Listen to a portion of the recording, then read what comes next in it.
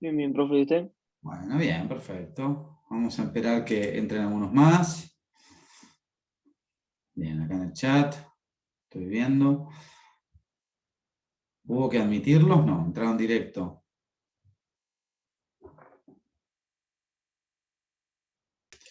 Ahora sí, pongo a grabar la clase. Todas estas clases son grabadas y son subidas a medida que se van procesando por los chicos del centro de estudiantes que las suben al canal de YouTube y nos mandan a nosotros los links para que nosotros las subamos al campus y a su vez se las suelo mandar también por el chat de Stitch. Entonces, de esa manera ustedes tienen un doble acceso a las clases grabadas. No sé si pudieron entrar todos al campus, porque hay algunos problemas con el campus todavía. De hecho, yo tengo ayudantes que todavía no logran entrar al campus. Pero cuando logren entrar al campus, lo que van a observar es un poco lo que yo les contaba el otro día cuando les di la bienvenida a la cursada ayer. Lo que van a encontrar van a ser muchas clases, videos de clases y PowerPoint de clases de los cuatrimestres pasados. Esas clases a ustedes les pueden servir de apoyo de las clases sincrónicas que vamos a tener durante todo este cuatrimestre. Nosotros las clases van a ser todas en vivo, martes, miércoles y jueves a las 16:45, y estas clases se van a grabar y luego se van a subir con cierto delay, es decir, no se suben en forma inmediata. Tardan un par de días en ser subidas, ¿sí? Y las vamos a subir no a ese bloque general a donde están ustedes viendo cuando entran al campus como una primera parte, sino que si ustedes siguen bajando, van a encontrar que está toda la materia dividida por unidades, la materia tiene 30 unidades, y el contenido de cada docente, sea la clase grabada, o sea algún PowerPoint, o sea algún material complementario, va a ser cargado en esa unidad puntual, ¿sí? Y lo aclaro de entrada, puede ser que haya unidades que no tengan nunca contenido guardado. Esto no explica que la unidad no se estudia, todo lo contrario. Todas las unidades forman parte del examen. Lo que pasa es que en un cuatrimestre es imposible dar absolutamente todos los temas. Nosotros abarcamos el mayor caudal de temas posibles. El cronograma que se lo subí yo, el cronograma, sí. El cronograma yo ya se los mandé por el WhatsApp. Como ustedes ven, abarcan casi todos los temas, pero puede ser que haya unidades en las que no se grabe una clase o no haya material complementario. Esto no significa que la unidad no se toma, todo lo contrario. De hecho, todos los libros de texto contienen el contenido, valga la redundancia, de las 30 unidades. El primer examen, el primer parcial, abarca hasta la bolilla 16, inclusive, es decir, termina con persona jurídica en su totalidad, ¿sí? Y luego, el segundo parcial arranca con la bolilla 17 hasta la bolilla 30. Ustedes ahí en el cronograma ya tienen bien indicado qué temas vamos a dar cada día. Los días de los docentes son fijos, es decir, los martes la doctora Chermelli, yo los miércoles, y los jueves la doctora Bonadíes. Si eventualmente hay algún intercambio, alguna circunstancia, nos lo arreglamos nosotros. Es muy raro, muy, muy excepcional que se suspenda una clase. Es muy excepcional, las clases son siempre este día, a estos días, a esta hora. Si eventualmente hay algún cambio o alguna suspensión, luego se compensa, se da otro día otra clase, se recupera. A nosotros no nos gusta perder clases. Y como damos una vez por semana cada uno, tampoco es tan difícil para nosotros organizarnos en asistir a esta clase. La idea de estos Zooms no es una idea de escuchar con una conferencia. La idea de los Zooms es que ustedes me interpelen, pregunten, si tengan el teléfono, ¿cómo se llama? El micrófono muteado mientras no hablan, porque genera ruido, pero ustedes se desmutean cuando quieran y me paran. Lucas, no entiendo. ¿Sí? Yo prefiero que me tuteen, pero eso va en el gusto de cada uno. Soy viejo, pero de espíritu joven, así que espero que me tuteen. Y la idea que nosotros tenemos es una idea de acompañamiento. ¿Esto qué significa? Que lo que vamos a proponerles a ustedes a lo largo de nuestras clases y a su vez a lo largo de contestarle los mails, a lo largo de la mensajería, es siempre tratar de estar lo más cerca que se puede. La virtualidad tiene sus ventajas, que consiste en que cada uno de ustedes está en su casa, no salió, hoy hace frío, puede haber gente incluso que no esté en Mar del Plata porque al no tener que cursar no se instaló y es de otra ciudad, pero tiene la desventaja que digamos, impide este contacto fluido que supone el persona a persona. Pero traten de romper la barrera de la pantalla y preguntar todo lo que les parezca. Con relación al grupo de WhatsApp, yo lo que les pido es un poco de mesura a la hora de hacer preguntas. Es decir, fíjense, sucede siempre y en especial sucede al principio, más que nada porque también es un ejercicio de responsabilidad. Antes de salir a preguntar algo, lo que fuere, fíjense, porque arriba seguro que alguien ya lo preguntó y ya se respondió. ¿Sí? A ver, a mí se podrán imaginar que yo los grupos los tengo silenciados y a mí no me molestan nada. ¿Sí? A nadie le debe molestar nada. El tema es que tiene que ver con también con un ejercicio personal de responsabilidad que la gente que veo que hay algunas personas que no son veinteañeros lo entienden perfectamente, pero yo soy padre de chicos casi de la edad de ustedes, y hay como una cosa muy presente, una característica muy presente en los jóvenes de 20 al máximo, que es, hacen una pregunta al aire, quieren la respuesta ya y no investigan. Y en realidad es una pavada que yo les pueda contestar o no les pueda contestar. El punto es que en el ejercicio de la profesión de abogado, las respuestas no están en Google. Cuando uno ejerza la profesión de abogado, las respuestas van a estar en el estudio, en la investigación y en el tomarse un café y pensar 2 segundos algo. ¿Sí? Entonces, empiecen desde ahora a hacer el ejercicio de la investigación y no de la pregunta para la respuesta inmediata. Porque a su vez la justicia, ya lo saben ustedes, es lenta además. Entonces no se frustren con la inmediatez. Empiecen a hacer ese ejercicio de la investigación de sus propias preguntas, aun cuando sea la estupidez de qué fecha es el examen, porque debe estar en el grupo de WhatsApp, debe estar en el campus. ¿Qué sé yo trabajo todos los días, abro un expediente y digo, bueno, ¿y esto cómo lo soluciono? Y no llamo a alguien por teléfono para que me dé la respuesta. Trato de investigarlo. Si se me queman los papeles, sí, llamo por teléfono, que me pasa a menudo también, ¿eh? Pero digamos, hagan ese ejercicio también. Habrán visto ayer que tuve un evento con un compañero de ustedes, chico Nicolás, que la verdad es que no veo ningún Nicolás, pensaba darle, que quería conocerlo. Si ustedes miran al principio del día de ayer, una persona que no solo puso en duda que yo fuera quien soy, sino que además no me trató bien, además. Profe, Sí. ¿no era un tal Matías? Me Perdón, parece. Matías, no Nicolás, Yo es para que verdad. no quede otro compañero involucrado que no era Es yo. verdad, tenés razón, Vanina, Sí, Matías. sí. No pasa nada en realidad, yo lo que quería aclarar, lo llamé por teléfono, no me contestó el llamado. Solamente quería aclararle que hay maneras y maneras de conducirse. Es decir, me servía lo de este chico Matías como un ejemplo de qué es lo que no hay que hacer en un grupo de WhatsApp de estas características. A su vez, el grupo de WhatsApp y la comunicación sirven tanto en cuanto sea sobre cuestiones generales atinentes a la materia. ¿Sí? Ya hubo 2 o 3 personas que me hicieron consultas por mail, tal como les indiqué, perfectamente. Entonces, si nos mantenemos con esas reglas, esta lamentable situación de tener que estar detrás de una pantalla se puede hacer infinitamente más fluido. Pero para eso tenemos que tener reglas claras y respetémoslas todos.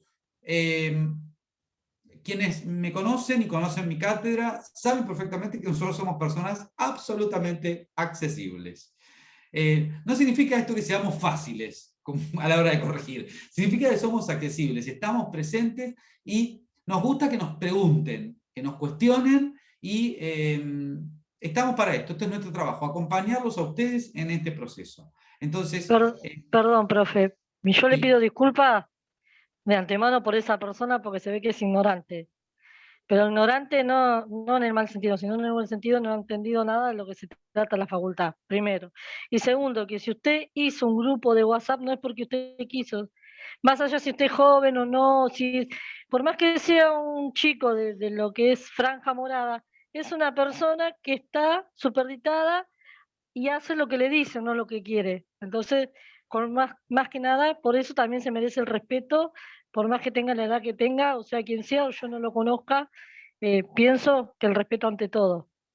Tal cual, Viviana, porque por otro lado, con ese asunto, lo que a mí me quedó un poco la mala sensación, no fue, a mí, para imaginar que no es la agresión en sí, me pareció intrascendente como tal. Lo que me pareció es, este grupo de WhatsApp, no es el grupo de WhatsApp que ustedes tienen con un amigo para comprar un regalo de cumpleaños, o un grupo de WhatsApp que ustedes tienen para una salida, para una previa o una fiesta clandestina. No, no es para eso.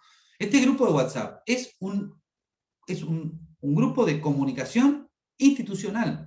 Nosotros en este momento estamos en el aula de la facultad y nos tenemos que conducir como si estuviéramos en el aula de facultad. Y cuando escribimos en este grupo de Stitch, y cuando nos mandamos un mail, y cuando nos mandamos un mensaje, gracias Lorena, cuando nos mandamos un mensaje, o qué sé yo, estamos en la facultad. ¿Sí? No es, digamos, no utilicen este tipo de medios como si fuera una puerta a un baño público donde uno escribe una pavada y se va. Yo, como les enseño a mis hijos, lo que ustedes escriben a través de cualquier, y esto vale también para la hora de el día que ustedes tengan que hacer una presentación judicial, lo que ustedes escriben es lo mismo que podrían decirle a la cara a la persona que tienen adelante, a la que está destinada eso que están escribiendo. Si ustedes tienen presente eso, todos nos respetamos. ¿Sí? Estaban preguntando sobre dos cosas, sobre el libro y sobre la fecha y la modalidad de examen. Tal como creo que, no sé si se lo puse a ustedes o se lo puse a la comisión de las 7, la comisión 7, perdón, el libro básico y elemental, pero que lo saca de toda duda elemental, es el manualcito de Rivera y César Crovi. Rivera es uno de los grandes autores de nuestra materia, tiene obras más complejas que ese manual, pero el manual está bien. Para un conocimiento básico de la materia está bien. Yo también estudio con el Tratado de Saux, pero bueno, ya son 3 tomos, no es uno. Y después, como les explicaba ayer también, creo a ustedes, tienen que tener siempre la previsión, si reciben un libro prestado, de que tiene que ser un libro posterior al año 2015, porque en el año 2015 entró en vigencia el Código Civil y Comercial. Hay numerosísimos y muy buenos libros anteriores a la vigencia del Código Civil y Comercial, pero que están referidos al Código Civil. Y hay muchas cosas que se reformaron, otras no, pero hay muchas cosas que se reformaron. Entonces, para eso ya no les sirve ese libro. Para un montón sí. ¿Sí? Para un montón de cosas sí. Es decir, Jean Vías, Borda, Jota, el libro anterior de Cifuentes, todos esos libros anteriores de Rivera, todos esos libros sirven como referencia con la previsión de saber qué puede estar modificado. En cuanto a lo que es el material que nosotros vamos a ir subiendo al campus, es un material complementario. Nosotros no subimos muchas cosas, nosotros subimos lo que nos parece importante.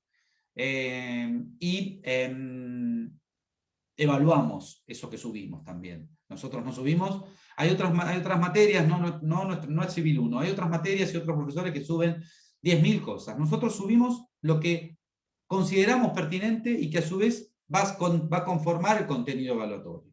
¿Sí? O los va a ayudar a ustedes a sacarse un 8 y no a sacarse un 4. ¿Sí?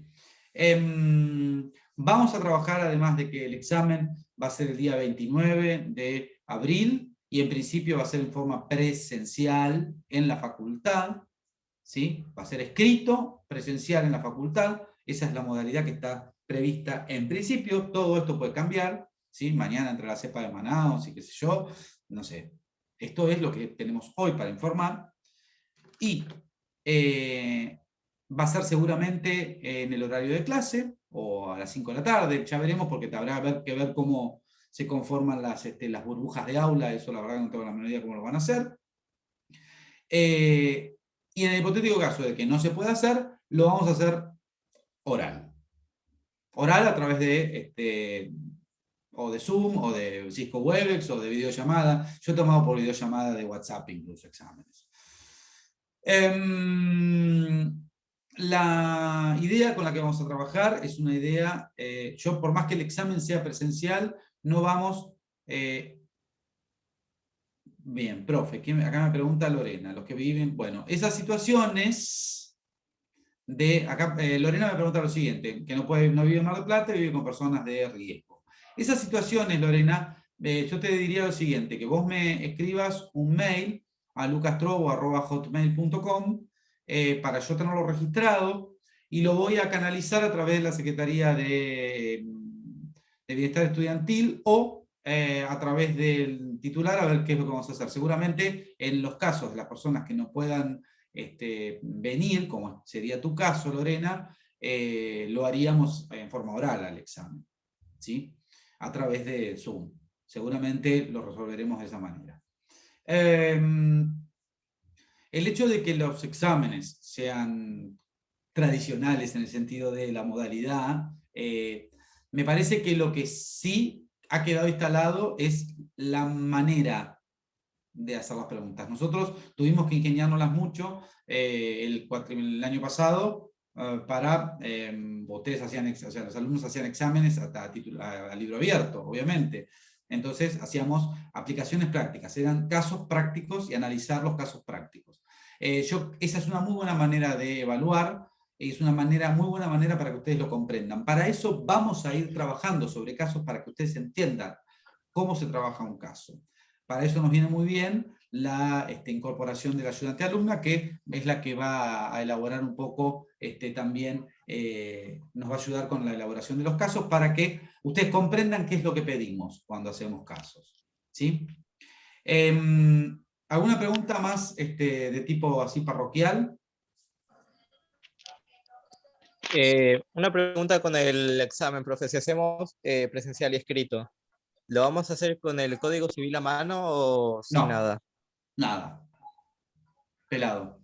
No, ustedes no van a rendir con libro abierto, ni presencial ni oral, por supuesto que tampoco.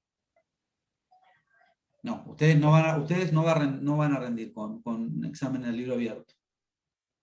En principio, no. Salvo que diseñemos algo de esa manera, pero en principio, no. En principio, no. Entonces sería algo así como conceptos o solamente porque por ahí tenemos que aplicar un código, no nos perdamos por ahí el número del artículo. No, no, miren, esto es muy buena la pregunta. ¿Cómo es tu nombre? Ryan. Ryan. Es muy buena la pregunta. Nosotros no van a encontrar un docente de esta materia, no solo de esta comisión, no van a encontrar un docente de esta materia que les vaya a exigir un número de un artículo, ni un artículo de memoria. A nadie le puede llegar a interesar semejante aberración hoy en el año 2021, por dos motivos. Primero y principal, porque la memoria no garantiza ni la comprensión ni la buena aplicación de las normas. Es decir, yo me puedo saber de memoria numerosísimos artículos del código y sin embargo ser un muy mal abogado porque no lo entiendo. O sea, que ser memorioso no significa ni ser estudioso ni haber aprendido algo. A su vez, en el ejercicio de la profesión, todos, entre los que me incluyo, abrimos los códigos, las leyes a diario. ¿Sí? A diario, todos los días. Abrimos, ¿cómo era que decía el artículo? ¿Y esto dónde está? O sea, con lo cual, en realidad, si yo trabajo con el código abierto todo el día detrás de mi computadora, es lógico que es porque no me los acuerdo los artículos, ni los números, ni mucho menos de memoria. Lo que les va a suceder es que va a haber un montón de artículos que, por su trascendencia, por su contenido, porque lo van a estudiar muchas veces, porque lo van a leer 1000 veces, van a terminar sabiendo más o menos lo que dice y por supuesto van a estar más o menos ubicados en el número de artículos. Ese ejercicio uno lo termina adquiriendo, pero no se estresen con aprender un artículo de memoria, ni mucho menos se estresen con aprenderse un número de un artículo. Lo van a incorporar solos a eso.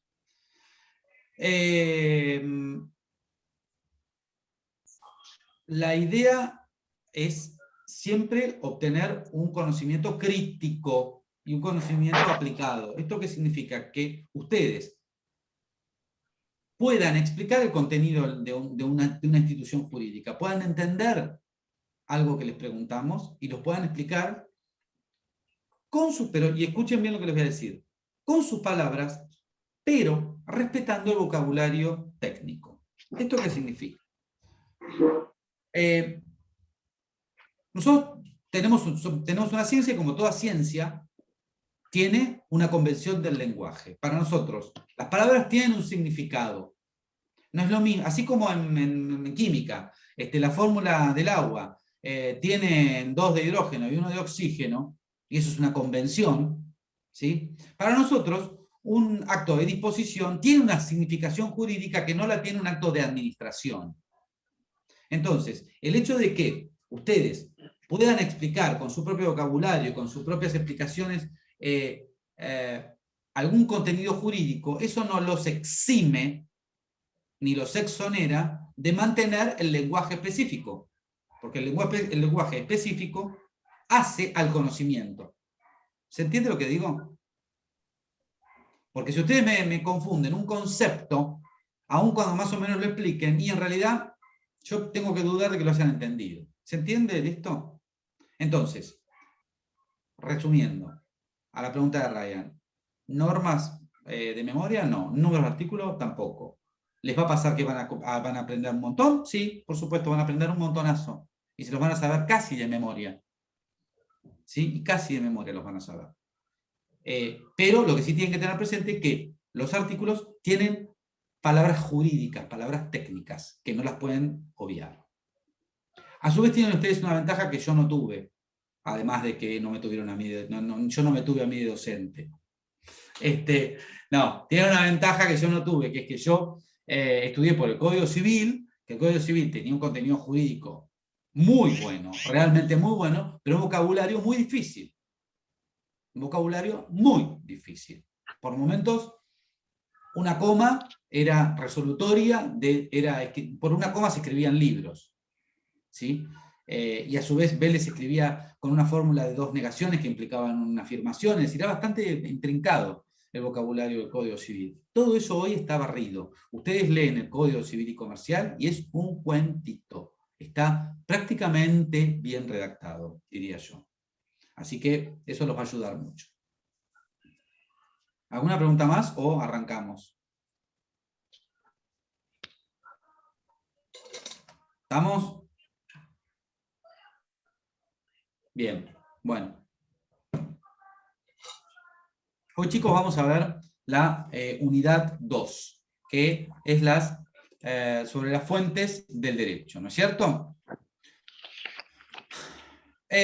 Ustedes habrán visto ayer las distintas ramas del derecho y habrán visto que el derecho civil forma parte del conglomerado de lo que se llama el derecho privado, ¿sí? Es decir, el derecho de los particulares, al derecho civil, que es, diría yo, la raíz genérica, la raíz más básica del derecho privado, se lo llamó siempre derecho común porque era el que regulaba las relaciones jurídicas entre las personas sin tener en consideración sus cualidades personales o profesionales. ¿Sí? Es decir, era el derecho común de toda la gente. Hay alguien que tiene el micrófono abierto y se puede empezar a filtrar el audio. Fíjense. Pero el código civil que nosotros tenemos es además comercial, es código civil y comercial. El derecho comercial regula las relaciones entre y con los comerciantes, es decir, ya no es ese derecho común tan común que se le aplica a todas las personas sin consideración de sus cualidades personales o profesionales. Estamos hablando de un derecho más específico que se regula a personas que ejercen el comercio y que realizan actos de comercio. La unificación en un único cuerpo, antes existía un código civil y un código de comercio.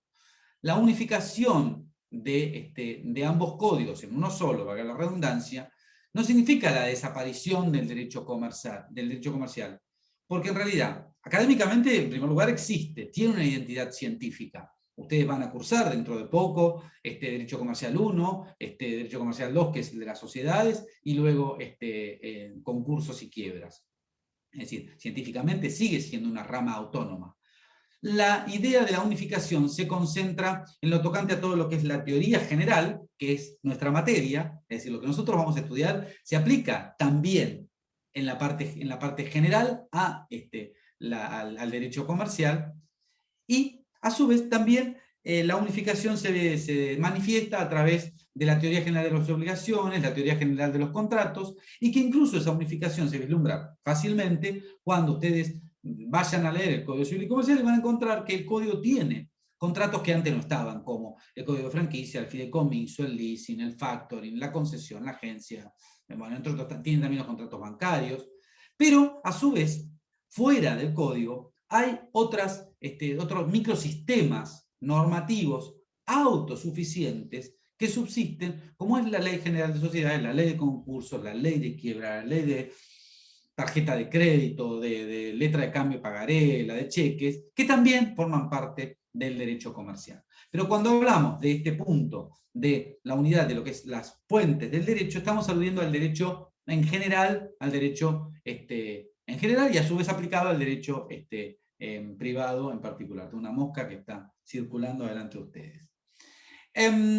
Cuando hablamos de la noción de fuente del derecho, podemos aludir a la noción de fuente en general. Si ustedes van al diccionario de la Real Academia Española, van a encontrar que una de las acepciones de la palabra fuente es manantial, es fuente de agua, es decir, de donde brota el agua. Si esta idea de lugar de donde brota el agua la llevamos al derecho, sigue manteniendo este sentido cuando hablamos de fuente de derecho, es decir, vemos de dónde viene el derecho. Por eso cuando hablamos de fuente del derecho hay tres acepciones posibles.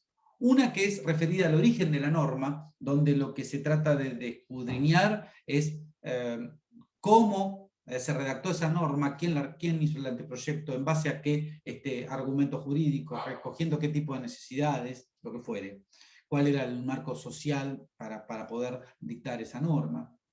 O bien puede vincularse con una idea de cómo el ordenamiento jurídico ha llegado a obtener su actual forma y contenido, es decir, de alguna manera lo que se hace es estudiar por qué las instituciones están reguladas de la manera que están reguladas hoy y cómo lo estaban antes. Y esto creo que lo vieron ayer, cuando vieron todo el paso, ¿no es cierto?, de la codificación y el Código Civil francés y el derecho romano, todo eso lo vieron ayer, ¿no es cierto? Digamos, como lo que es fuentes históricas del derecho.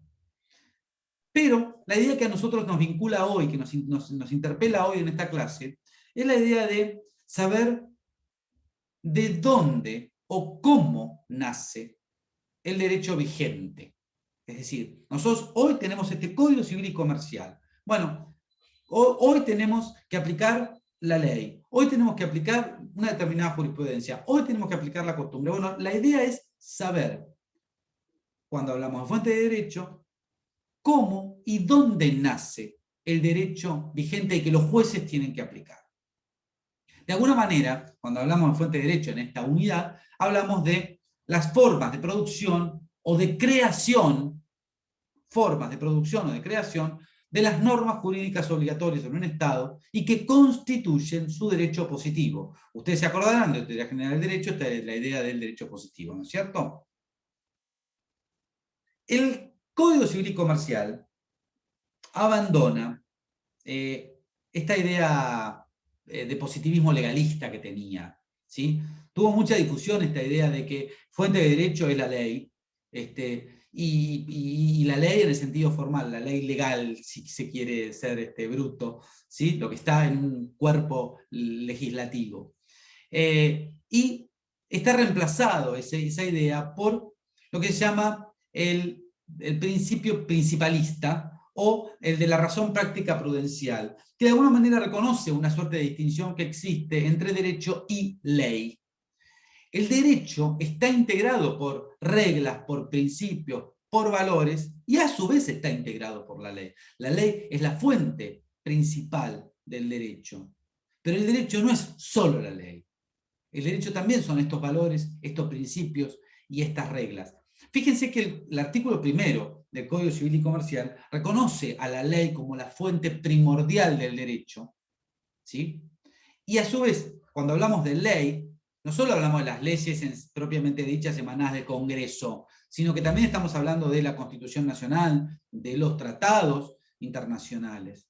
Y acá hago un paréntesis. El artículo 1 dice Tratado de Derechos Humanos, ¿sí? Pero en realidad ese fue un agregado que se hizo en el Congreso, que la verdad que no tiene mucha trascendencia, porque tratados son tanto los derechos humanos como aquellos que no lo son, y los tratados internacionales son fuente primordial del derecho, sean o no sean de derechos humanos.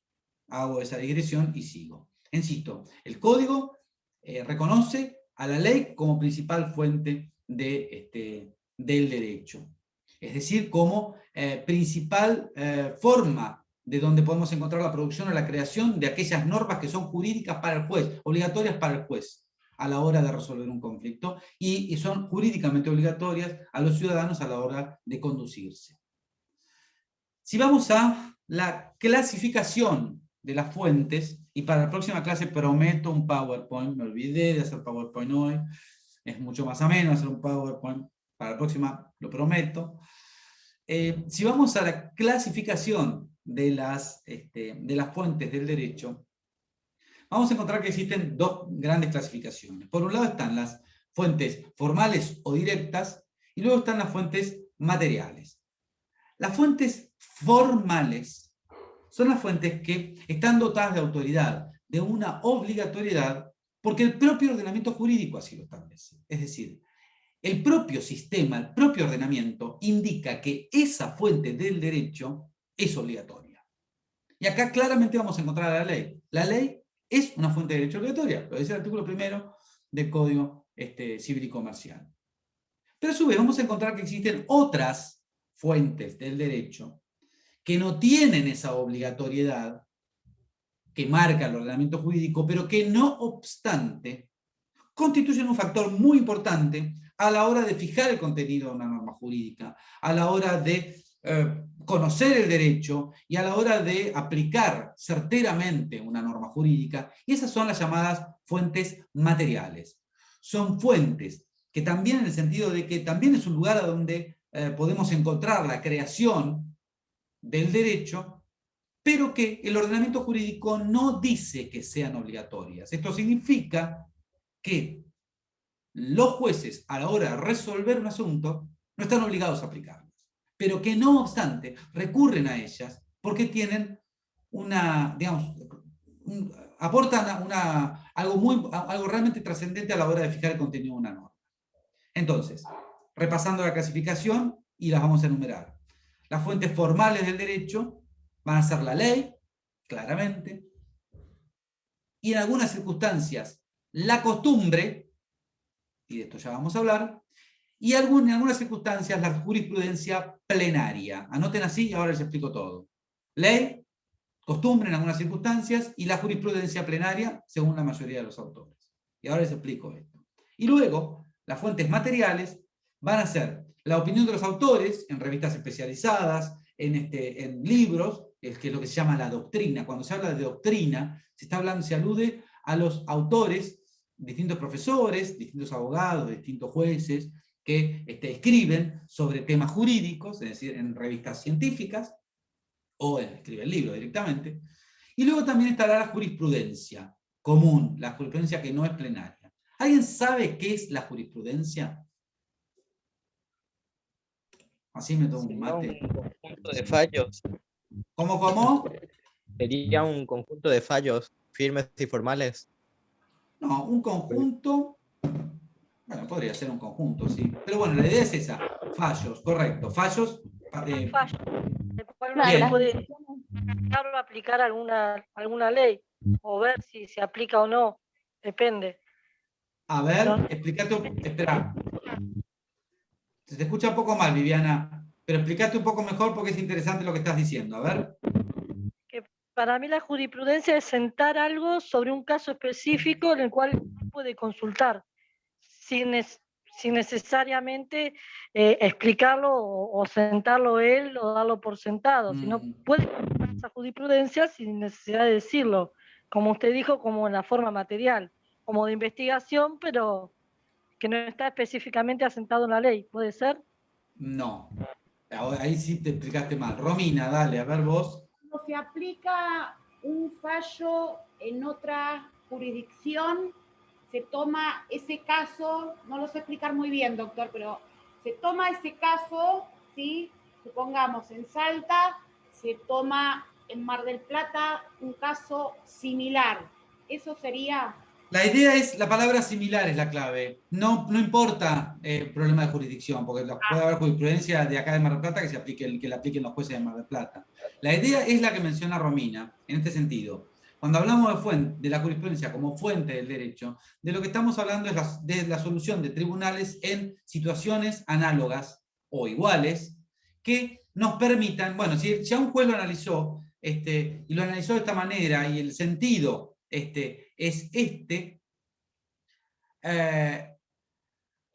nos sirve a la hora de decidir lo que hayan resuelto otros jueces en situaciones análogas. El punto es que esta jurisprudencia, estas decisiones de fallos en casos similares, algo que están también mencionando acá en el chat, no es fuente formal.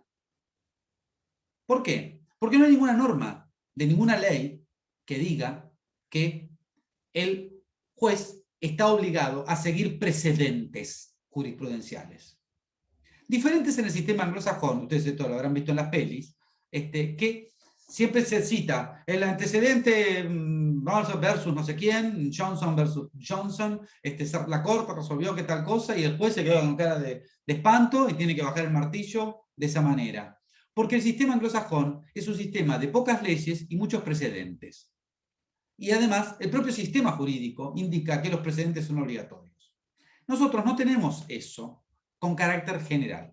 No obstante, hay una jurisprudencia que es obligatoria y otra que tiene otra obligación plus por vía de lo que se llama la casación. Es decir, en Mar del Plata hay 16 juzgados civiles y comerciales, hay 6 juzgados de familia y hay, creo que son 3 juzgados de paz letrado que tienen como órgano revisor, es decir, como órgano de apelación a la Cámara de Apelación Civil y Comercial.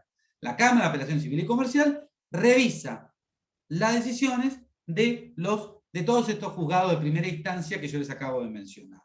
Puede suceder, y esto pasa bastante a menudo, una vez por año pasa por lo menos, que los 16 juzgados resuelvan de manera diferente una misma situación. La que quieran ustedes, la que se les antoje. De los últimos asuntos que hubo fue que si se aplicaba, se podía presentar poderes en los expedientes sin que fueran otorgados por escritura pública, por una modificación del artículo 262 que tiene el Código Civil y Comercial. Algunas cámaras, algunos juzgados decían que sí, que se podía presentar un instrumento privado, otros decían que no, que era necesaria la escritura pública. Llegaban a la Cámara, no digo acá en Mar del Plata, esto no sucedió en Mar del Plata, pero bueno, pasó en otros lugares. Llegaban a la Cámara y había jueces de una sala de la Cámara, porque una Cámara de Apelación tiene 2 o 3 salas generalmente, que son como camaritas chiquititas, compuestas por 2 o 3 jueces, depende de cómo esté organizada, ¿sí? Y dependiendo si cae en la sala 1, la sala 2 o la sala 3, a veces las soluciones pueden ser también diversas, como si te tocan en el juzgado 1 o en el juzgado 16, ¿sí?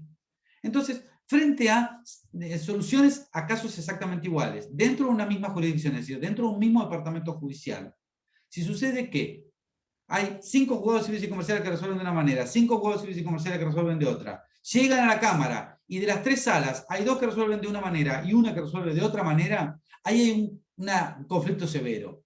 ¿Por qué? Porque en realidad, frente a situaciones exactamente iguales, la justicia le está dando a la gente soluciones diferentes. Y depende del bolillero donde te cayó el juzgado, cuál va a ser la solución que te va a dar. Eso genera inseguridad jurídica. Entonces, ¿qué es lo que se hace? El artículo 37 de la ley 5827 en el ámbito de la provincia de Buenos Aires permite que se llame a la jurisprudencia plenaria, es decir, que se llame a el dictado de un fallo plenario. Ahí, frente a un caso, la Cámara lo que va a hacer, y esto lo hace la Cámara de Apelaciones, la Cámara lo que va a hacer, todos los jueces de la Cámara de Apelaciones de todas las salas, van a votar cómo se resuelve ese caso. Y lo que se obtenga como mayoría, porque ahí va a haber que convencer a alguno para poder tener mayoría, lo que se resuelva como mayoría va a ser la jurisprudencia obligatoria para la Cámara y para todos los juzgados de primera instancia de ese departamento judicial. Por eso es que, si bien la jurisprudencia, como la cuestión de los precedentes, en situaciones análogas, no es obligatoria porque la ley no lo dice, si se trata de jurisprudencia plenaria en aquellas jurisdicciones a donde está permitida la jurisprudencia plenaria, esa jurisprudencia sí es fuente de derecho obligatoria para ese departamento judicial. Ojo, y digo para este departamento judicial porque la jurisprudencia plenaria de la Cámara Civil y Comercial de Mar del Plata no es obligatoria para la de Azul. Para la de Azul es jurisprudencia nada más, no plenaria. La pueden usar, pero como fuente material del derecho. No es obligatoria. ¿Se entiende esto? Entonces, ¿esto qué significa? Que aquellos jueces que votaban en contra ahora podrán dejar de hacer su opinión y decir, bueno, yo votaba de otra manera, estoy convencido de otra cosa, pero estoy obligado a resolverlo de esta otra manera. ¿Se entiende esto? ¿Sí? También puede pasar con la jurisprudencia, lo que se llama la doctrina legal de la Corte de la Provincia. Digamos, no sé si ustedes han visto elementos de actuación profesional, luego de las cámaras de apelaciones, en el ámbito de la provincia de Buenos Aires, está la Corte de la Provincia, la Suprema Corte de la Provincia de Buenos Aires. Sus decisiones conforman una jurisprudencia específica que se la llama doctrina legal. Y de hecho, si las cámaras de apelaciones dictan sentencias contrarias a la doctrina de la Corte, se puede recurrir a través de un recurso extraordinario de inaplicabilidad de ley o de doctrina legal, porque se puede sostener que la Cámara no aplicó la doctrina de la Corte. Entonces, si ese expediente, reunido todos los recaudos que tiene que tener para poder llegar a la Corte, va a la Corte revoca la sentencia de la Cámara y dice, usted violó mis propios precedentes. Entonces, esa jurisprudencia de la Corte también en un punto es obligatoria por vía indirecta. ¿Se entiende lo que digo? Bien. Luego las sentencias de la Corte de la Nación, ¿sí?, no son obligatorias. Tienen una vinculación, un efecto vinculante moral, ¿sí? Porque si son los jueces supremos del país que resuelven algo, y bueno, un tema de jerarquía de la Corte impone ese efecto vinculante moral. Pero uno podría perfectamente decir, no estoy de acuerdo. Y ahí no hay recurso posible en ese sentido. Porque la ley no lo dice. Pero si se ponen a pensar, la jurisprudencia que es obligatoria es porque la ley lo dice, no porque la jurisprudencia en sí lo sea. Entonces, la distinción entre fuente formal y fuente material está clarísima. La fuente formal es la que la ley dice que es obligatoria. La fuente material puede tener mucha importancia a la hora de conformar una decisión, pero no es obligatoria. ¿Por qué? Porque el propio ordenamiento dice que no dice que lo sea. ¿Se entiende esto? ¿Sí? Me alegro. Sí, se entiende, profe. Bueno, perfecto. Vamos a la ley como fuente del derecho. La ley. La ley, digamos, el concepto clásico de la ley es que la ley es el precepto común, justo, estable, lo suficientemente promulgado. Común en el sentido de que se ha establecido para regular un sinfín de situaciones, es decir, tiene un carácter general, ¿sí? Y eso hace también a una de sus características. La generalidad, la ley tiene como característica que está destinada a supuestos infinitos. Si la ley es una ley especial para es una fuente de derecho para resolver una determinada situación jurídica de una persona, entonces no es ley. ¿Por qué? Porque no está, o sea, las normas tienen, esto lo habrán visto ustedes en Teoría General de Derecho, las normas tienen un presupuesto, ¿no? Es decir, bueno, se aplican de esta manera a estas situaciones. Entonces, todos aquellos hechos que luego, en la vida real, se verifican, quedan subsumidos o atrapados por la ley. ¿Sí? Entonces, esta es la idea de que sea un precepto común, un precepto general, que esté destinado a arreglar un sinfín de situaciones o actos jurídicos que se vean abarcados por el supuesto que establece la norma. A su vez, y esto también hace una de las características, que es la justicia, la ley es un precepto justo. Justo en el sentido del artículo 16 de la Constitución Nacional, es decir, justo en el sentido de que establece un trato igual ante situaciones iguales. Y ojo, esto es importante, porque si yo les digo, a ver, no sé, una ordenanza de la facultad los obliga a ustedes a rendir 2 parciales. Yo también pertenezco a la comunidad universitaria, ¿no es cierto? Igual que ustedes, yo soy docente. Ustedes son alumnos, pero ambos, todos, formamos parte de la comunidad universitaria. ¿Ustedes podrían decirme que la ordenanza que fija cómo se toman los exámenes a ustedes, estos 2 parciales, es injusta porque no me evalúan a mí también? Contéstenme. Es decir, esa ordenanza que impone 2 exámenes parciales a la cursada, que se les aplica a todos ustedes, y a mí no. ¿Les parece que es injusta o que es justa? En el sentido de trato igualitario. Justa, doctor. Puede ser justa porque el caso del examen es para el aprendizaje de los alumnos, no del profesor, pero se le aplica a todos los alumnos por iguales. Exacto. El sentido de la igualdad constitucional, y que se aplica a esto que estamos hablando, es que hay igualdad o desigualdad según que la solución sea la misma o no respecto de situaciones que sean iguales o similares.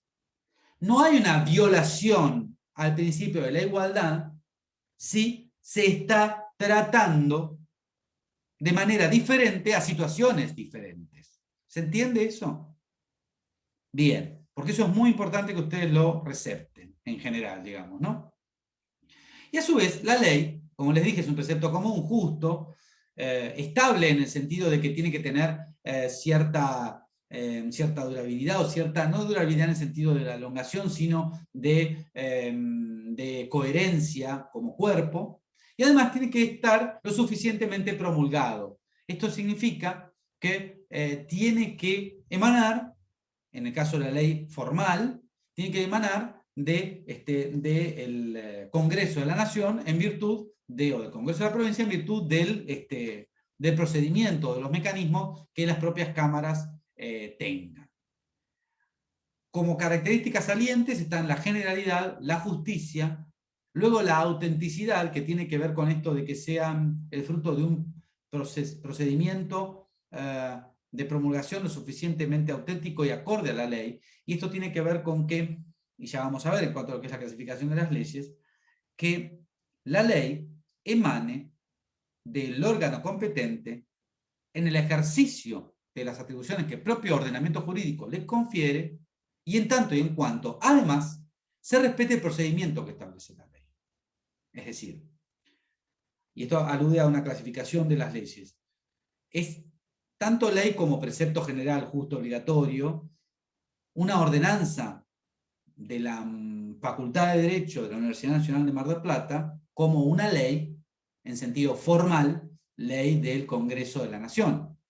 ¿Por qué? Porque tanto la ley del Congreso de la Nación como la ordenanza del Consejo Académico de la Facultad de Derecho de la Universidad Nacional de Mar del Plata es un precepto general, destinado a todos los alumnos, en otro caso destinado a todos los habitantes, que es emanado de un órgano competente, porque la ley dice que ese órgano es el que tiene facultades para regir determinados aspectos de la vida, y que además lo hace dentro del proceso de regularidad, es decir, digamos, lo que es la creación, la sanción, la promulgación de cualquier tipo de norma, no solo las que emanan de las leyes en sentido formal, las que emanan del Congreso, tienen diseñado previamente un procedimiento de cómo se tienen que formar, ¿sí? Incluso una ordenanza de consejo de la facultad tiene un procedimiento previo de cómo es que esa ordenanza debe formarse, cuántas firmas, cuántos votos,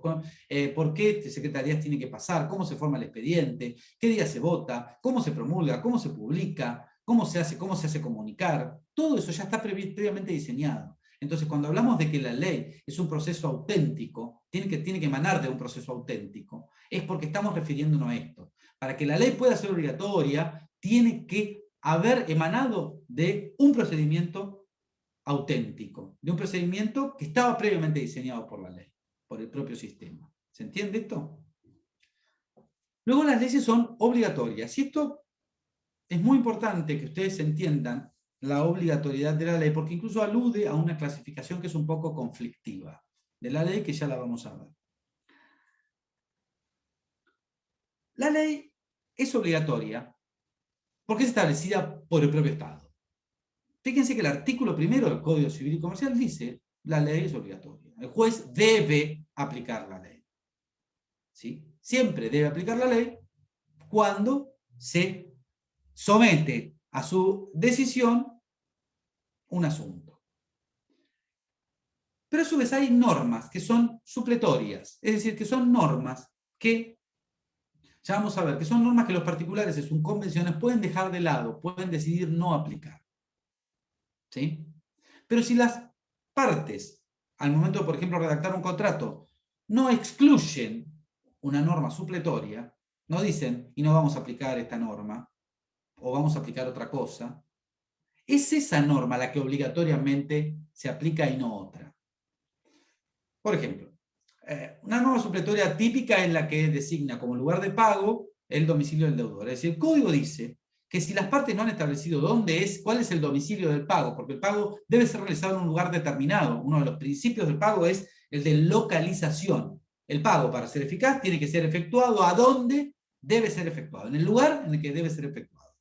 ¿Y a dónde debe ser efectuado? Bueno, a donde establecieron las partes, por ejemplo. Ahora, si las partes no dijeron cuál es el domicilio de pago, la ley dice, suple, es decir, viene a cubrir esa falta de estipulación, viene a suplir lo que las partes no dijeron, y dice, bueno, si no hay nada dicho, la ley lo que dice es que el domicilio de pago es el domicilio del deudor. Entonces, ¿qué es lo que estás queriendo decir? Que la ley, aún la ley supletoria, si corresponde aplicarse, es esa ley y no otra. Y esa se aplica en forma obligatoria. ¿Entienden esto? Entonces, la obligatoriedad no está porque la ley no pueda ser dejada de lado. La obligatoriedad como característica de la ley es que si aún se trata de leyes que las partes pueden prescindir de ella, si no prescinden, esa ley es obligatoria. Frente a al hecho de que no hayan prescindido de la ley. ¿Entienden eso, chicos? Bien, espero que sí. Y esto me lleva a la clasificación de las leyes. Algo más o menos he ido adelantando. Uno de los criterios de clasificación es si la ley es material o la ley es formal. La ley en sentido formal es la ley emanada del Congreso de acuerdo al sistema constitucional. Es decir, la Constitución Nacional establece que hay dos cámaras, la Cámara de Diputados, la Cámara de Senadores. Las leyes, dependiendo de los temas, tienen una determinada cantidad de votos mínimos para considerarse aprobada. La aprueba una Cámara, luego es girada a la otra Cámara, y una vez que esa misma Cámara aprueba la ley del mismo modo que aprobó la ley en la Cámara anterior, lo remiten al Poder Ejecutivo. El Poder Ejecutivo puede vetar la ley total o parcialmente, es una facultad constitucional que tiene, porque no se ajusta a su plan de gobierno, eso es una facultad innegable del presidente, pero si no la veta, luego tiene que promulgarla y publicarla en el boletín oficial. Ese es el procedimiento de sanción de una ley en sentido formal.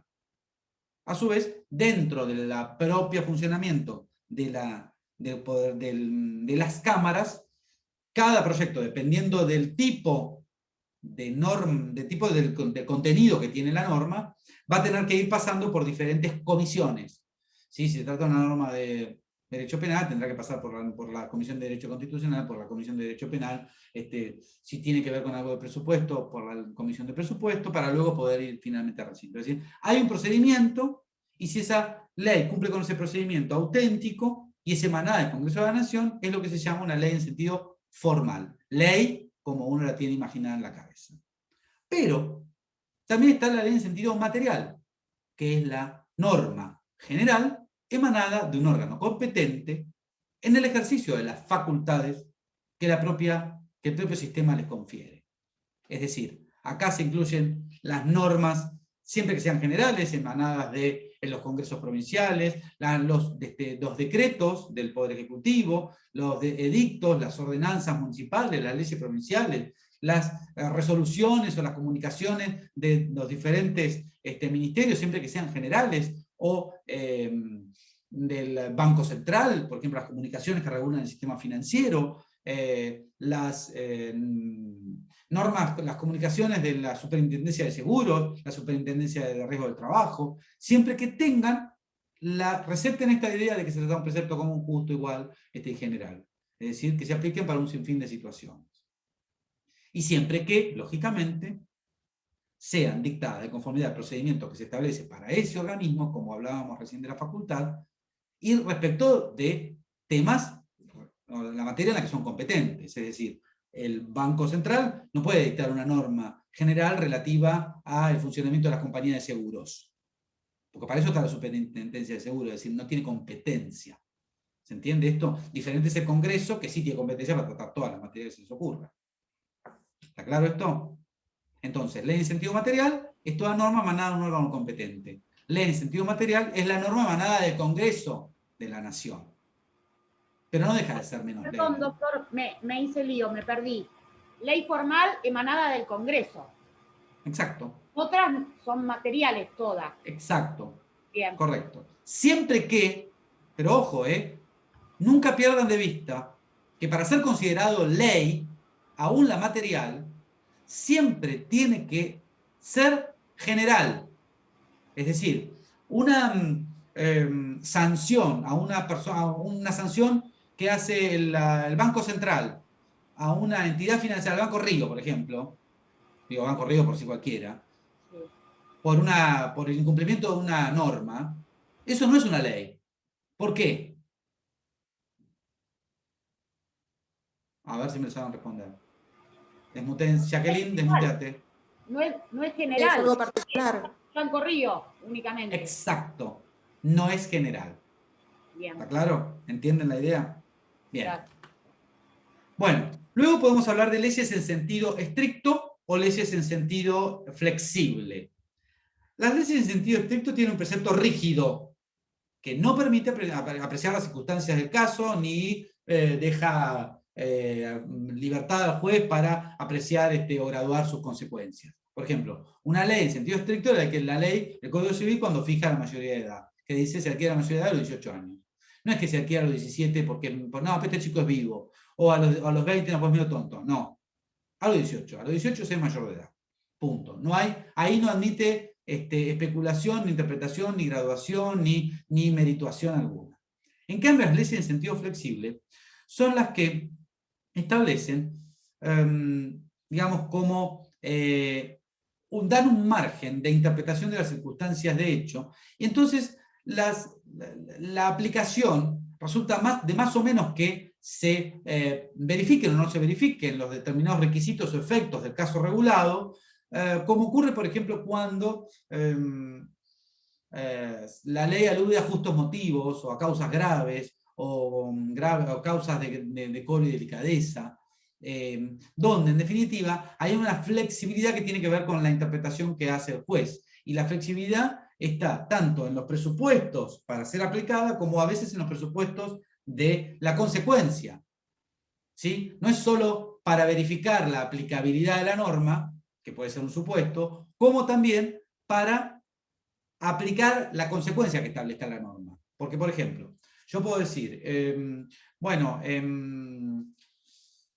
las sanciones punitivas, el daño punitivo, que es una sanción pecuniaria a los proveedores en el marco de la Ley de Defensa del Consumidor, se aplica frente a una grave conducta. Bueno, entonces el juez es bastante libre para apreciar en qué consiste una grave inconducta por parte del proveedor, ¿sí? Eso es para saber si se cumplen o no los recaudos de la ley y los efectos de aplicarla.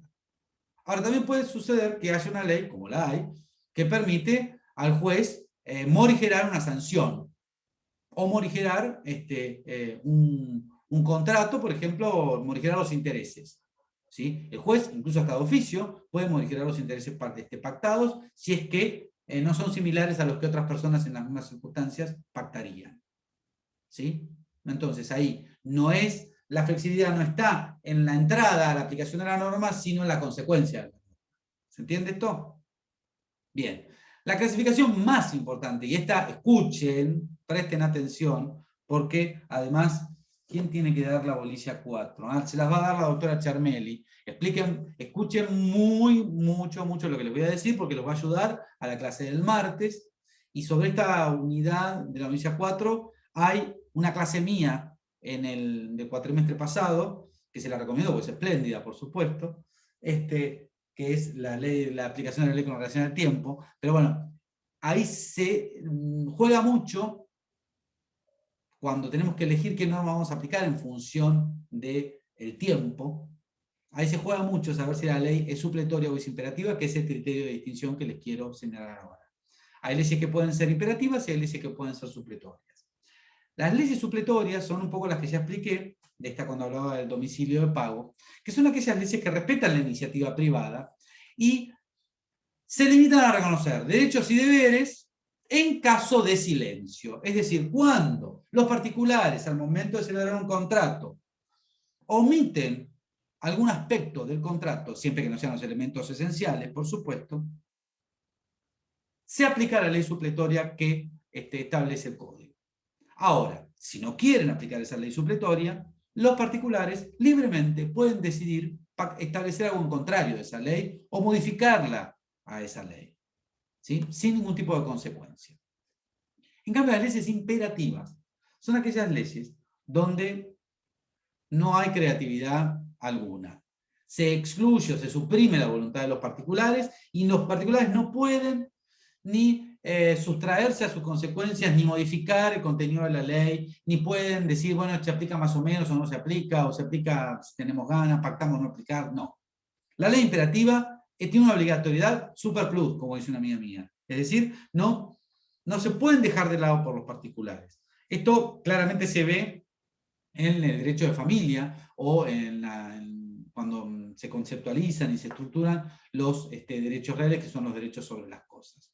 Insisto en esto, la ley imperativa no puede ser dejada de lado por las partes, la ley supletoria sí puede ser dejada de lado por las partes, porque en definitiva se aplica en caso de silencio. Vienen a suplir lo que no han dicho las partes.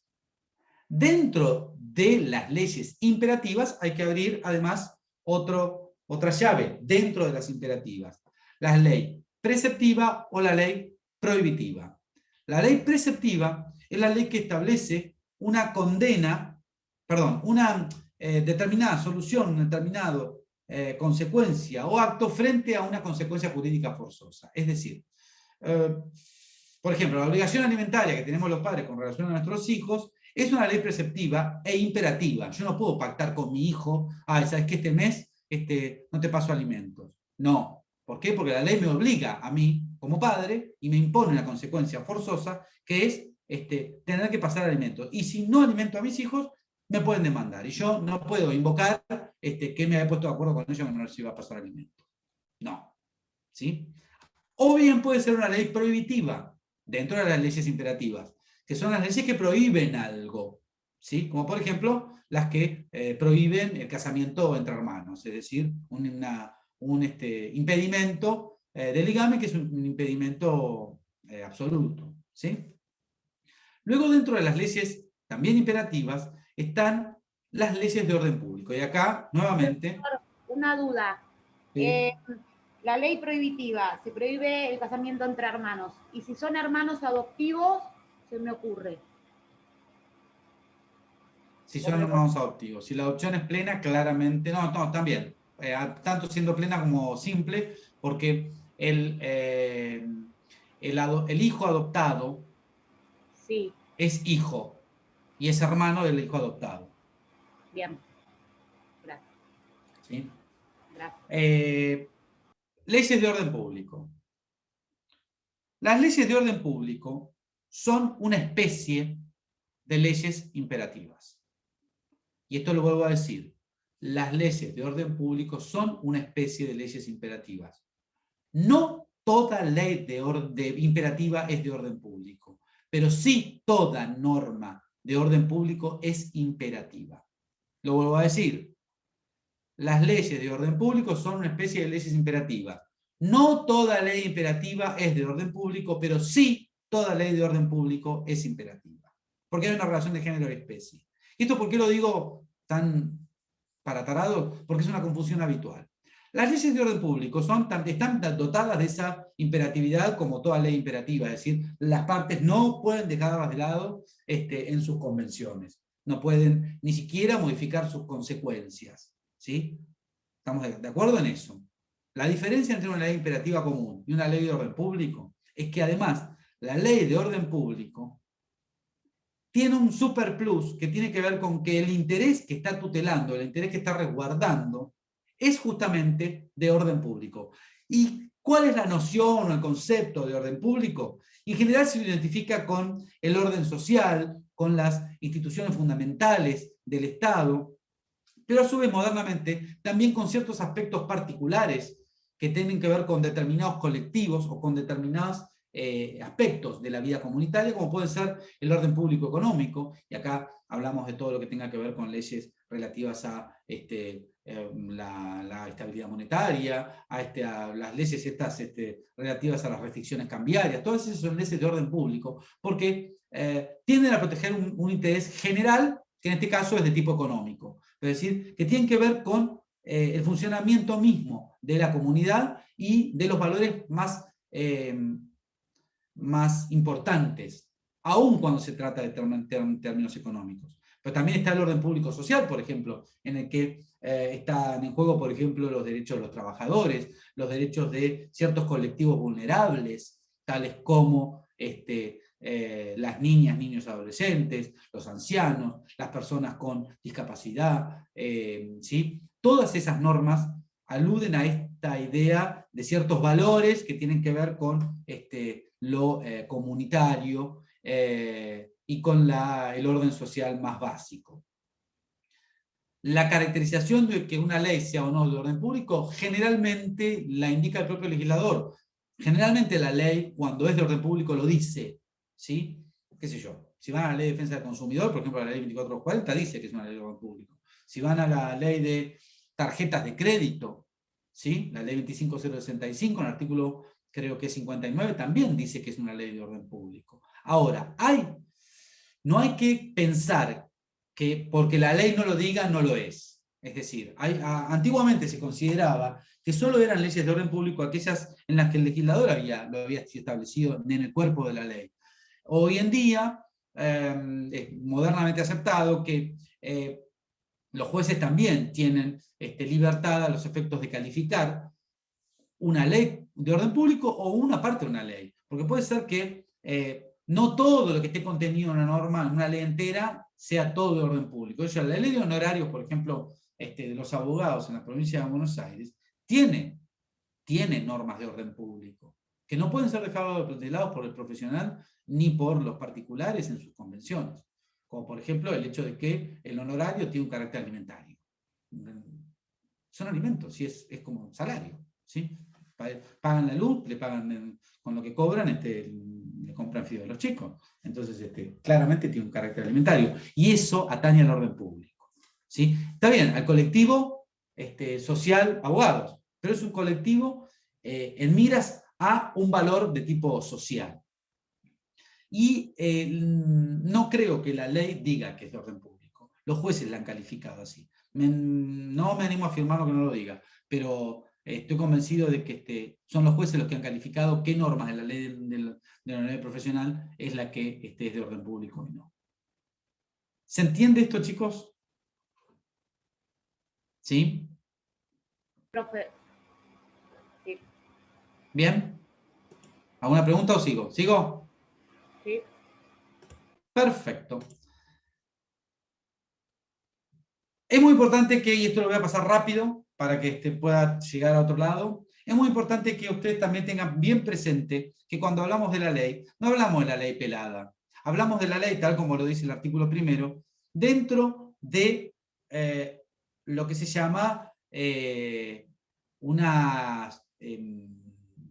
la constitucionalización del derecho privado. Es decir, la ley está inserta, la ley del código está inserta en una comunidad de principios donde el derecho público y el derecho privado es como que se entremezclan. Hoy ya no es tan tajante, lo habrán visto ayer esto con la doctora Chermelli, no es tan tajante la distinción entre derecho público y derecho privado, sino que hay un diálogo de fuentes y una comunidad de principios que indican que las normas, aún las normas más básicas del derecho privado, es decir, que atañen a la autonomía de la voluntad más elemental, a la propiedad privada, es decir, aquellas que son aún las normas de derecho privado bien férreas, esas normas igualmente tienen que respetar este principio de comunidad, esta regla de la comunidad de los principios, que alude claramente al respeto por la Constitución y los tratados con jerarquía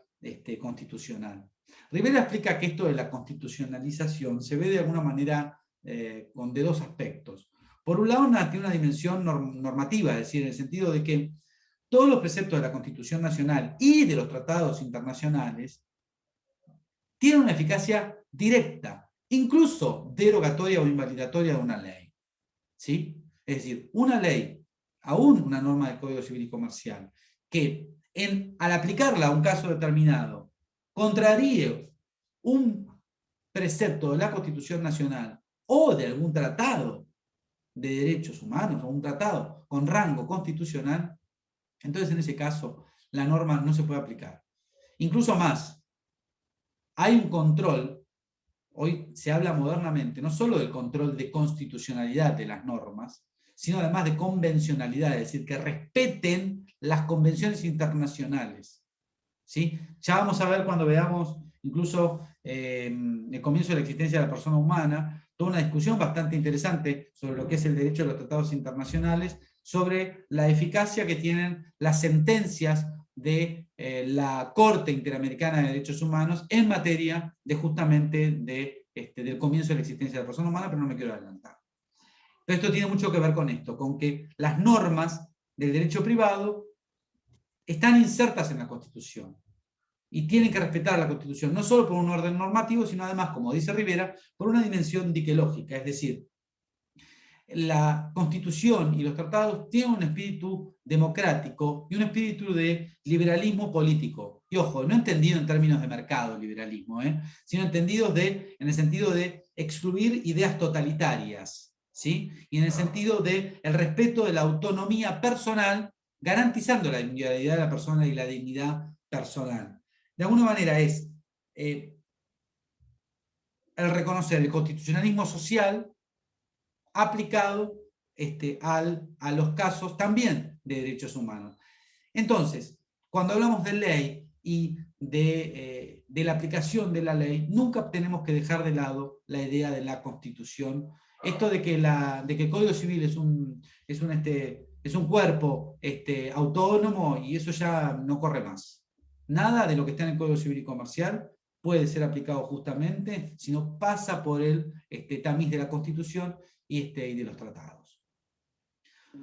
Profe, eso Sí. era lo que pasaba, por ejemplo, antes del 2015, que como el principio también como principio del Código Civil, digamos, cuando Vélez Sarsfield empezó a redactar el Código Civil, tenía como una suerte de constitución civil, aparte Sí. que era incluso más importante de la Constitución Nacional. Exacto. En realidad, el Código Civil se lo llamaba la Constitución Civil, pero eso sucedió al final del siglo XIX y durante la primera parte los primeros 60 años del siglo XX. A partir, diría yo, de la década del 70, eso empezó a caer solo, y sin duda que en el año 94, donde se incorporan al artículo 75, inciso 22 de la Constitución Nacional, luego de la reforma constitucional del año 94, se incorporan todos los tratados de derechos humanos. Y ustedes, si ustedes leen el Tratado de Derechos Humanos, van a ver que hay un montón de asuntos del derecho privado. Es decir, cuando en los derechos humanos se habla de libertad, se habla de integridad física, cuando se habla de identidad, cuando se habla de privacidad, se está hablando de derechos personalísimos, que están regulados por el Código Civil y Comercial. ¿Sí? Entonces, yo diría, esto de que la Constitución Civil fue mucho más atrás, no es solo antes de 2015, es mucho más atrás. De la constitucionalización del derecho privado, es decir, esto de que la Constitución tiene una eficacia directa y no es necesaria una ley programática, todo eso se viene hablando mucho antes de 2015. Digamos, unos 30 o 40 años antes de 2015. ¿Seguimos? Tenemos 10 minutos. Yo les dije hoy cuando hablamos de la clasificación de las fuentes, les dije fuentes formales, fuentes materiales. Dentro de las fuentes formales están la ley, la jurisprudencia plenaria y les dije la costumbre. La costumbre, ojo que no cualquier costumbre, y ya vamos a ver, vamos a tratar de ser más rápido porque me demoré un poco en esto. La costumbre se la define como el uso implantado en una comunidad que es considerado por esa comunidad como jurídicamente obligatoria. Es decir, la costumbre tiene un elemento objetivo que consiste en una conducta, conducta reiterada, en un uso, en un obrar, en una manera de conducirse, que es reiterado, que es frecuente, que tiene cierta constancia, que tiene cierta publicidad. Y a su vez, un elemento subjetivo que consiste en que los miembros de la comunidad consideran que la realización de esa conducta es jurídicamente obligatoria. Y acá estamos hablando de un modo de cumplir una obligación, un modo de respetar un derecho, una manera de un obrar, es eso, una conducta, una práctica, ¿sí? Que no está regulada por el derecho. Porque si estuviera regulada por el derecho, por la norma legal, estaría en la ley. Acá estamos hablando de otra cosa diferente. Estamos hablando de una conducta que la sociedad, que la comunidad repite creyendo que es jurídicamente obligatoria. Cuando en realidad no hay una norma, no hay una ley positiva que así lo indique. ¿Entienden el planteo? Pero no cualquier conducta se considera costumbre. Y ojo, cuando hablamos de costumbre no estamos hablando de folclore, de boleadora, ni nada de eso, ¿eh? Sáquense esa idea de la cabeza. No es el poncho de soledad. Acá estamos hablando de esto, de las conductas de una determinada comunidad. Lo primero que tienen que tener en cuenta es que cuando hablamos de esto estamos hablando de un uso que tiene que tener jurídicamente relevancia, es decir, tiene relevancia jurídica, para decirlo correctamente. Es decir, a ver, hoy cuando prendimos el Zoom, yo los saludé, les dije que tal, buenas tardes, chicos, ¿cómo están? Es decir, saludar es una conducta, ¿sí? Que todos los miembros de esta comunidad Zoom, Comisión 6 de Civil Parte General del año 2021, respetamos, porque de hecho nos saludamos entre todos, ¿sí? Es una conducta que todos los miembros de esta comunidad la realizamos, tiene uniformidad, tiene generalidad, tiene constancia, porque el Zoom que viene también nos vamos a volver a saludar. Todos la cumplimos, ¿sí? Se dan todas las condiciones del uso. Ahora, ¿es jurídicamente relevante? ¿Ustedes me pueden demandar, pueden ir a un juez a pedirle que yo lo salude? No. No, claramente no. Es moralmente correcto, pero... Exacto, es de buena costumbre, es de buenos modales. Ahora, si yo no los trato mal, pero no los saludo, bueno, vamos a comenzar con la clase. Y la clase es tal cual como le estoy diciendo. lo único que dicen fue no saludarlo, incumplí con un uso reiterado, generalizado, sí, probablemente. Ahora, ni ustedes ni yo estamos convencidos de que eso sea jurídicamente obligatorio. ¿Y por qué? Porque además el contenido de esa conducta no es jurídicamente relevante, no produce consecuencias jurídicas. Ahora, por ejemplo, en esta misma idea les digo, ustedes saben que en general los panaderos, los que hacen pan, se visten de blanco, ¿no? ¿Sí? Sí. ¿Estamos de acuerdo en eso? Ujú. Si hay un panadero que va y se viste de negro, ¿está incumpliendo con la costumbre de los panaderos? ¿Y puede ser demandado a que se vista de blanco? No. No. Ahora, independientemente de que un contrato lo pueda decir, que eso es posible, las panaderías que proveen a los bares de media luna para servir el café, y las cafeterías abren entre las 7:30 y 8 menos cuarto de la mañana, ¿cuál será la costumbre de entrega de las media luna? ¿A las 10 de la mañana o a las 6:30? Y lo más probable es que sea 6:30. Independientemente de que pueda haber el contrato que lo diga, ¿sí? Saquemos de lado eso. Pero no hay una norma jurídica positiva que diga las facturas para los cafés se entregan antes de que el café abra para al público a servir los desayunos. Ahora, sin embargo, es costumbre de que por lo menos en Mar del Plata las panaderías que proveen a los cafés lleven a media luna temprano. ¿Sí? Y es jurídicamente exigible. Y sí, pues si me lo lleva a las 10 de la mañana es una obligación de plazo esencial. Es decir, el plazo, es decir, la entrega de la media luna es tan importante como que sea entregada en término. ¿Sí? Es una obligación de plazo esencial. Hago un paréntesis. La obligación de plazo esencial es aquella en la que el plazo es determinante y que si no se cumple en ese momento, después no tiene sentido, ya es incumplible. No se puede cumplir tardíamente. Es decir, es el vestido de la boda. Es decir, no le puede entregar el vestido, la modista no le puede entregar el vestido al día siguiente. ¿Sí? A eso me refiero cuando me refiero a obligaciones de plazo esencial. Entonces, la costumbre tiene que ser jurídicamente trascendente. Y el elemento subjetivo tiene que implicar este convencimiento de los miembros de la comunidad de que esa conducta es jurídicamente obligatoria, aunque de hecho no exista una norma jurídica que así diga. Cuando hablamos de comunidad, no estamos hablando de la comunidad internacional ni de la comunidad marplatense, no, estamos hablando de un determinado universo, puede estar circunscrita a los panaderos que venden medialunas a los cafés. Ese puede ser el universo. ¿Estamos de acuerdo? Y vamos a esto, que es lo que me importa. El artículo primero habla también de la costumbre, y ahí clasifica a las costumbres, y esto lo van a encontrar en todos los libros: secundum legem, praeter legem, contra legem. Secundum, praeter, contra legem. Legem, ley.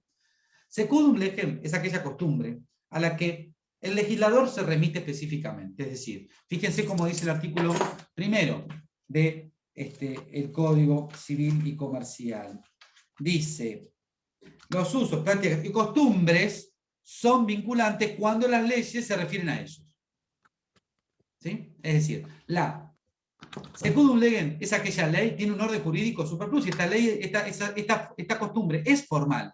¿Por qué? Porque la ley se remite a ella para solucionar la manera en la que debe prestarse de que debe cumplirse una obligación, o que debe respetarse un derecho.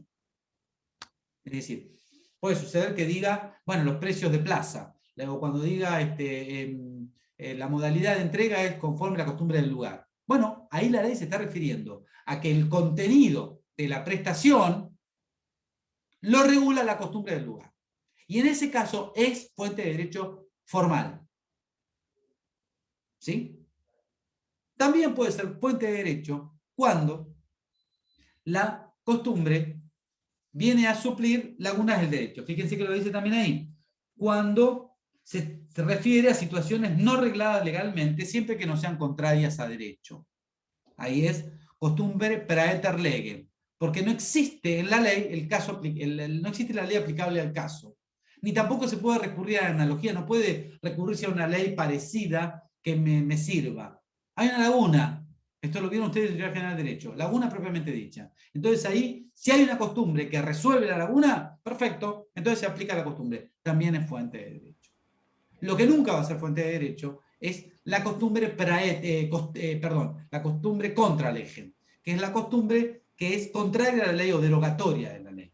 Puede suceder que haya una costumbre que sea contraria a la ley, pero nunca se va a poder fundar una pretensión. Yo no voy a poder ir a decirle nunca al juez, no, bueno, la ley dice esto, pero en la práctica hacemos esto, para fundar una pretensión. ¿Se entiende eso? Sí, profe. ¿Sí? Bien. Una Se me cosa que, por termina... ejemplo, también hay que, o sea, no todos los jueces pueden conocer todas las costumbres. Las partes, No, la una de las costumbre hay que partes por lo probarla. menos Puede ser tiene que haya que, situaciones en que la costumbre haya que probarla. Yo no tuve tiempo para esto, pero puede ser que sí, la costumbre necesite ser probada.